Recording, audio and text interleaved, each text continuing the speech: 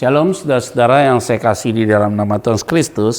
Perenungan kita pada hari ini kita akan ambil dari Mazmur pasal yang ke-6. Kita melanjutkan, kalau Lembaga Alkitab Indonesia menulisnya dalam konteks doa dalam pergumulan. Mari kita bersatu dalam doa. Kebaikan-Mu kami rasakan setiap saat, dan tidak pernah sedikit pun dalam pikiran kami Engkau itu meninggalkan kami. Tapi kami tahu persis bahwa Engkau adalah Tuhan yang menjaga dan melindungi kami setiap saat. Berbicaralah bagi setiap kami lewat kebenaran firman Tuhan. Di dalam nama Tuhan Kristus kami berdoa dan mengucap syukur. Haleluya.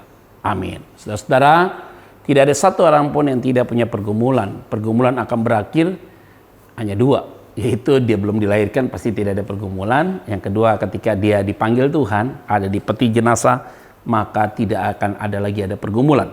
Selagi engkau masih hidup, saya masih hidup, kita masih akan menemukan banyak pergumulan.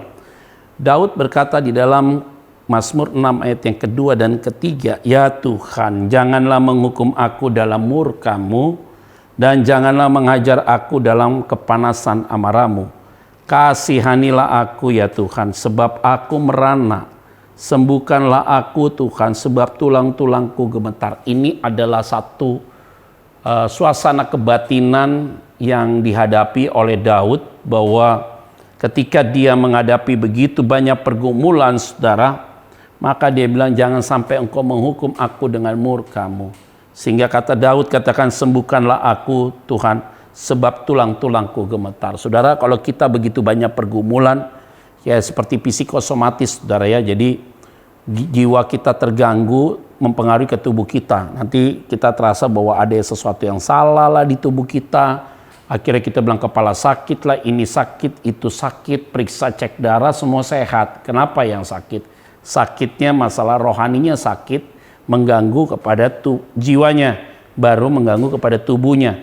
Itu yang disebut dengan pneuma psikis, pneuma somatis dalam bahasa konseling Kristen pastoral. Artinya kalau rohaninya rusak pasti jiwanya terganggu. Kalau rohaninya rusak tubuhnya pasti bermasalah. Sehingga katakan di sini pergumulan itu begitu kuat sehingga tulang-tulangku gemetar. Jadi psikis mempengaruhi tubuh, tapi dimulai dengan rohani yang bermasalah. Nah, di ayat selanjutnya firman Tuhan bilang apa? 10 dan 11. "Tuhan telah mendengar permohonanku, Tuhan menerima doaku. Semua musuhku mendapat malu dan sangat terkejut. Mereka mundur dan mendapat malu dalam sekejap mata." Artinya semua ini tuntas kalau kita ada sebuah pengakuan. Karena Tuhan itu adalah penyelamat kita, pelindung kita, penghibur kita. Jadi pergumulan itu harus dilihat secara objektif. Tidak semua masalah yang terjadi memang atas kesalahan kita. Bisa jadi orang tidak suka, akhirnya karena dia kita bergumul. Itu perkara mudah dihadapinya. Kita dengan senyuman saja, dengan sendirinya masalah itu akan selesai. Tetapi ketika kita yang berbuat salah dan menghadapi sebuah pergumulan, maka adalah bagian yang paling penting kita harus jujur, terbuka apa adanya, supaya Tuhan memulihkan kita dan kita tidak menjadi malu. Tetapi kita mau supaya Tuhan yang memulihkan kita dan menyucikan kita seutuhnya. Biarlah perenungan ini saudara pegang erat, saudara bisa melaksanakannya di dalam kehidupan tiap-tiap hari. Tuhan Yesus memberkati saudara sekalian.